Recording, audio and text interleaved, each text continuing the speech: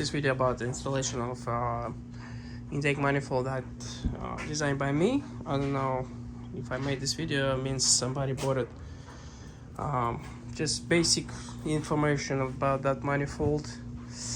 So the original manifold, all the straps and everything from the wiring harness or vacuum lines, I didn't make anything like that. So you have to, first thing you have to strap somehow, you know, when the manifold is set. And in my car I delete a bunch of the little stuff, so I don't really worry about it. I'm just gonna zip tie it to the manifold and secure the harness.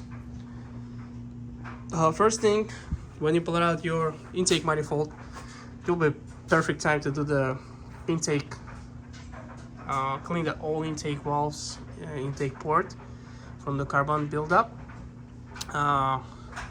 Pull it out, all injectors, send it for the cleaning and flow match. Make sure you clean all this surface and degrease with the brake cleaner, both sides, before you do anything. In my kit you will have 5 studs going on the top and 4 bolts going in the bottom. So this is the first time ever I'm doing. So this is the studs are gonna be here. We have to use the thread Loctite. I'm gonna use this guy, so I'm gonna use that one. That one is down. Second one down. Jesus. So you gotta screw all of them in first, all around with the tight. Let it dry, and you also apply the 5 knot for the top. So you have to use small ratchet. It's gonna be a little bit not easy to tie this, but there's no other way to make this work out. So first you tie it all on the top of them. Actually, you can do, first you tie this side and that side, then you do these 2 in the bottom, then you tie those 3 and tie last on the bottom corners. So that's the way we'll probably all do it, so the gasket will sit properly. I supply gaskets. It's gonna be stainless steel gasket. I'm using the special copper sealer for the gaskets, which helps to, you know, to seal better intake manifold. Yeah, and at this point let's do these studs first. Then when you get your injectors back, change all the Teflon rings and O-rings, slide them in first in the place, connect all the plugs, make sure they're connected, and slide fuel rail on top. That's what I'm gonna do now. So I'm gonna do all the studs, I'm gonna put the injectors, connect all the plugs, and put the original fuel rail in there. Okay, let's do this first. This is the first step of the installation. My intake manifold and somewhere around here. So this is for your choice. You choose which way you want to go. You want to go that way as I did my piping, you want to go left, right, up, down, doesn't matter.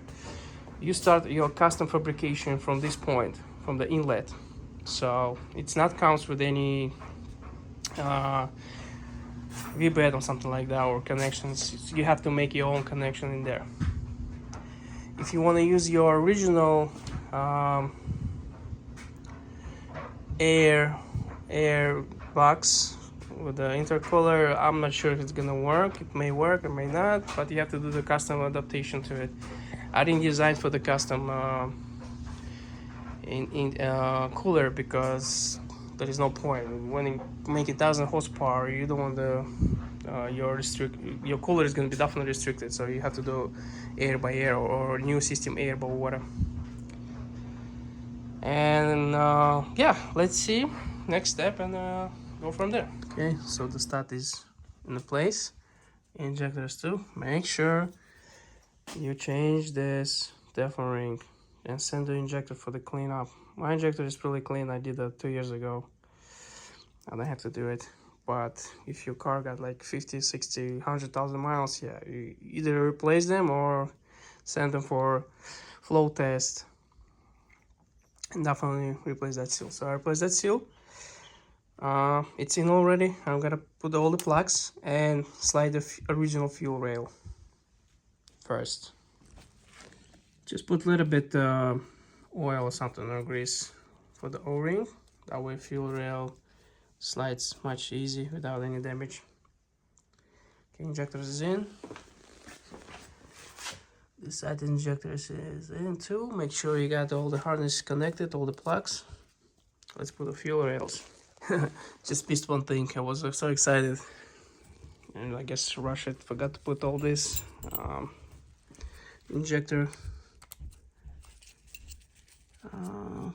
fuel rail. I guess it's kind of point where is the pressing. Yep, I gotta take that one off. Gotta take that one and put it back. I don't know how I missed that.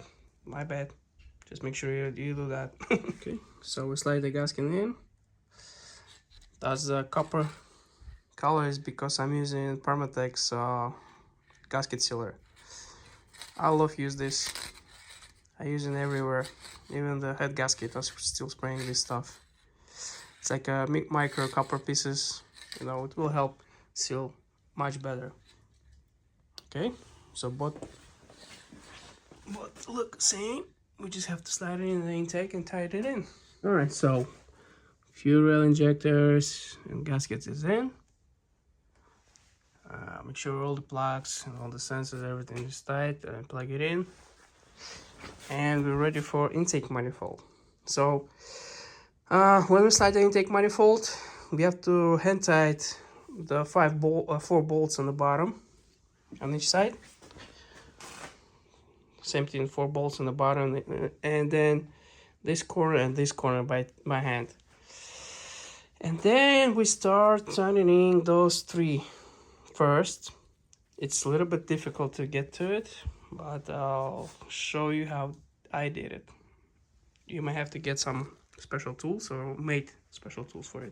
Another thing that we forgot to mention, I have to shave the corners over here of the on the valve cover to fit the intake manifold. It's a little bit touching. This side is better view. So as you see, I shaved this one an angle right here. That's what I gotta do. It's like really close to the head, and I don't want to redesign the whole thing because of this. So this is something that's easy to just shave a little bit. See, it's not a really big deal. It doesn't do anything, and that's it. It should be clears everything up. So I got this 10mm swivel, and it works really good. Thanks God we can fit the nut that way over here and screw that in. I don't know if you're able to see it. Yeah, like this. So yeah, we're in a good shape. I was worried about this a little bit, how I'm gonna tie that spot over there, and seems like, yeah, we can get to it. Yep, there you go. See, I did the other one. That's it. Tied with this one.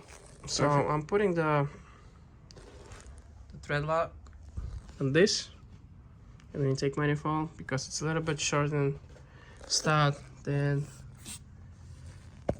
you see, it's not that long. So I'm worried about to unscrew if that thing will unscrew. So I'm just putting the Loctite just for in case, because it's not going all the way out of this. And yeah, Loctite will definitely secure, because it's gonna be a big job to fix that if it's unbolt. So make sure you put the Loctite if you do that. Alright, so engine is ready for dropping in. Intake manifolds all tied in. This is the 4AN fitting for the vacuum, your existing vacuum line. It goes here. I'm putting the check valve in this line over here later. So that's the way I did it. Okay, and I have only one line that will go to the valve, cooling valve. which is located right here, and I left another line just for in case if I need it for some future purpose. This is the vacuum line only, so I'm gonna leave the line in there. Yep, it's you know, came up really good.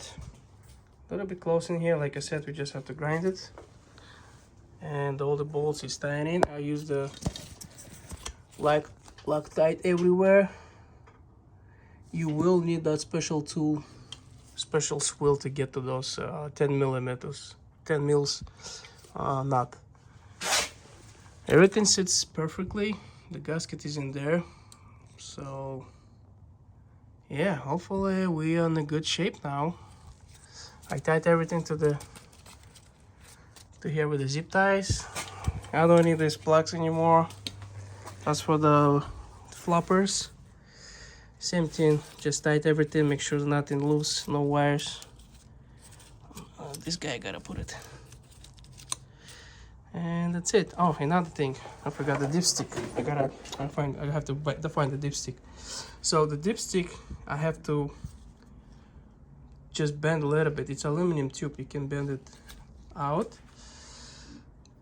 I don't know if I can design this inside the intake manifold over here, maybe step out for the dipstick, but other than that, just gonna be sitting next to it, so it's not a big deal to me.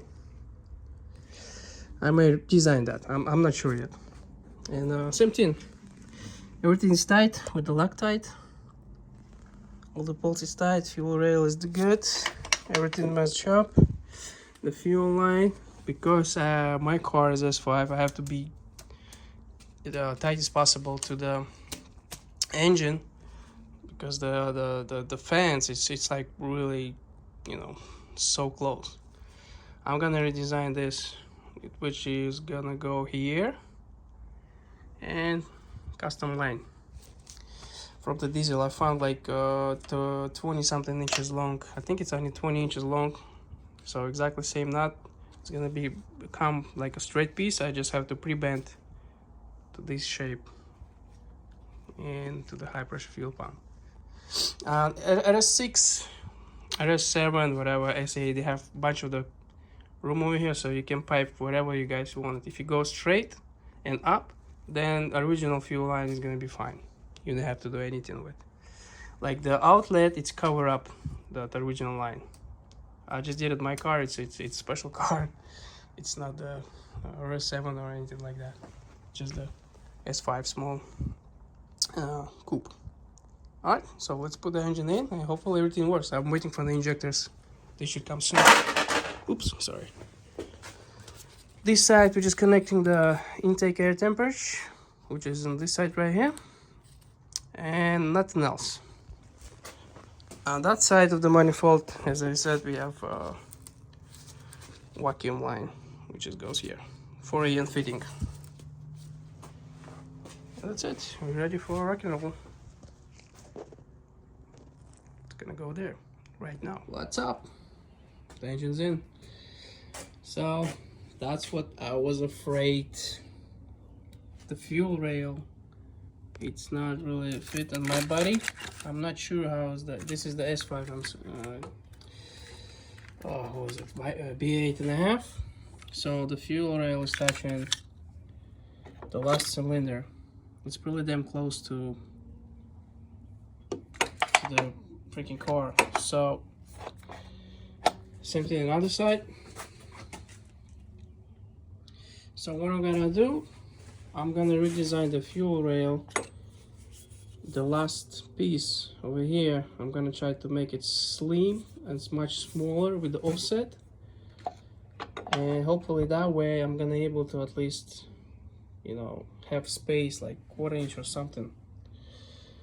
And the perfect world, I have to offset last port closer to the head and leave this one the way it is, because the angle of the spraying pattern already kind of on the edge of the intake runner, and it's not recommend to, you know, put it the injector like this, otherwise it's gonna just spray into the wall.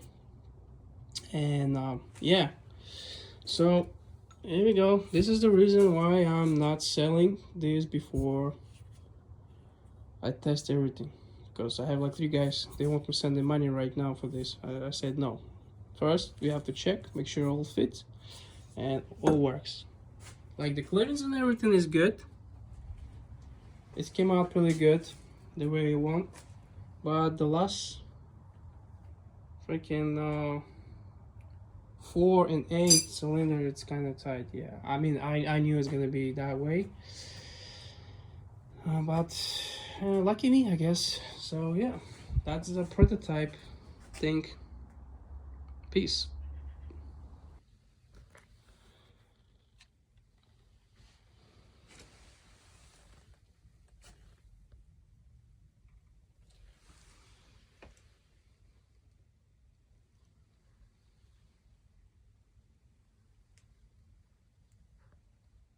Aries.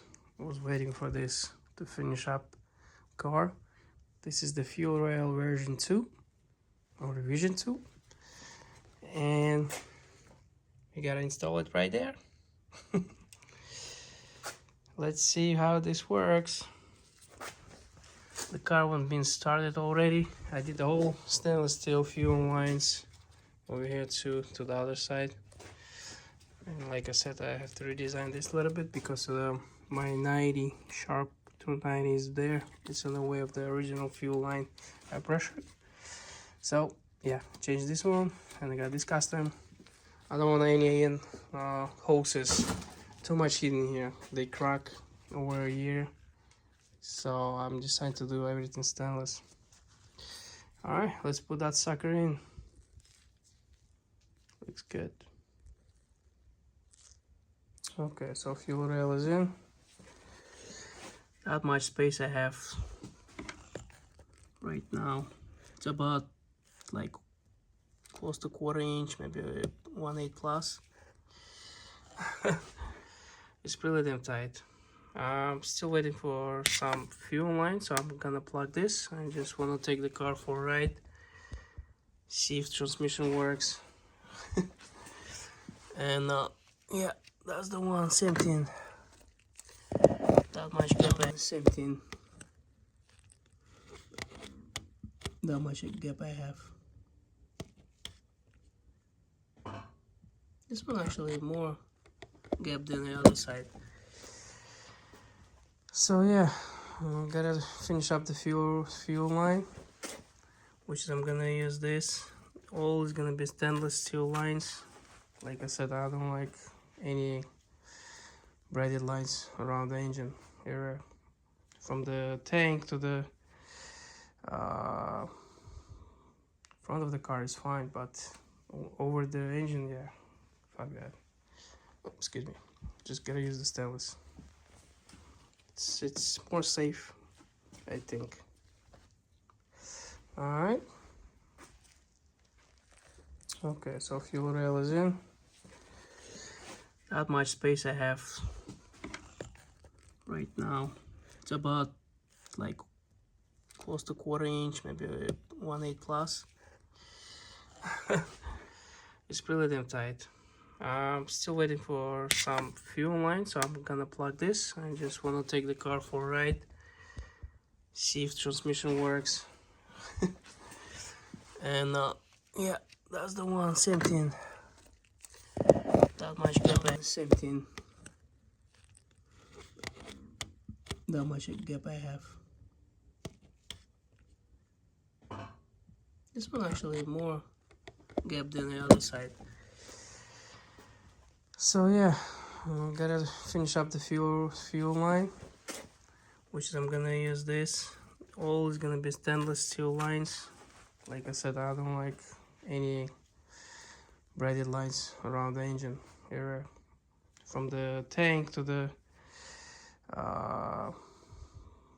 front of the car is fine, but over the engine, yeah, fuck that. Oh, excuse me. Just gotta use the stainless. It's more safe, I think. All right. You see this brand? Do not buy it. I have a big issue now. I 4 pieces. It's welded, custom made with the intake manifold, and it got boost vacuum leak.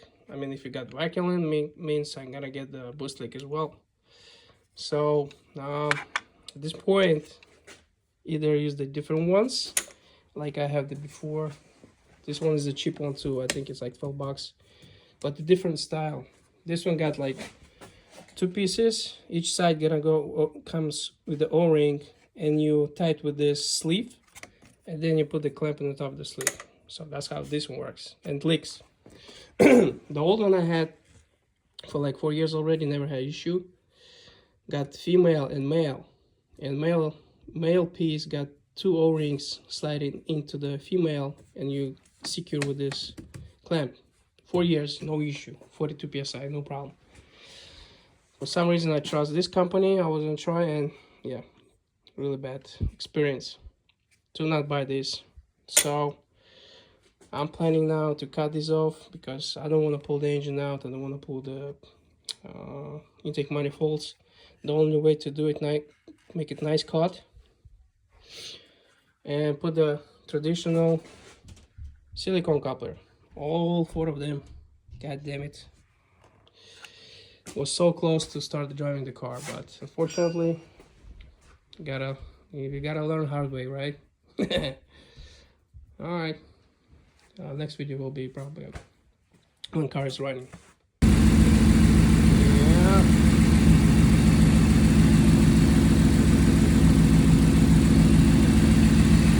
all good now.